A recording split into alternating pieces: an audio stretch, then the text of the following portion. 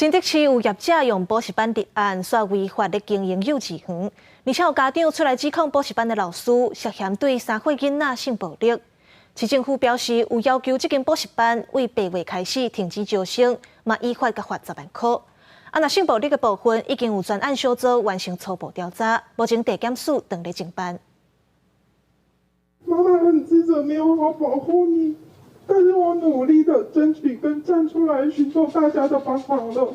讲到伤心的所在，被害囡仔家长是无法度控制情绪，逼出新竹市一间私立的幼稚园，用另外设补习班的方式，违法的经营囡仔照顾的业务，而且疑似涉嫌对囡仔性暴力。囡仔的讲法是，只要反抗，规身躯拢会红拍。一直到这个老师石头路，伊才敢讲出来。很久之后，某一天，他要脱口而出：“妈妈，他对我。” 做那件事情，我们才惊觉到事情的严重性。他直接用他的肢体语言来表达，我们当下。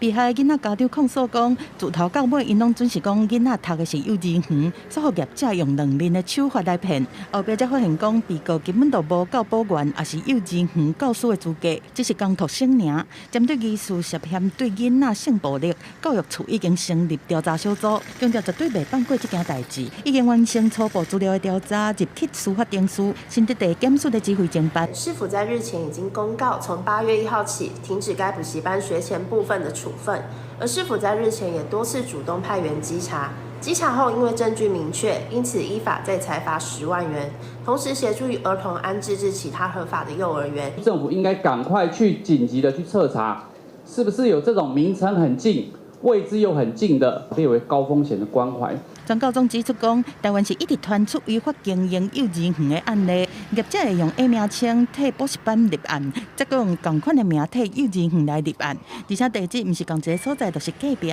互家长摸袂清楚。立委是呼吁应该加强地方政府对地基补习班的稽查力量含人力。记者综合报道。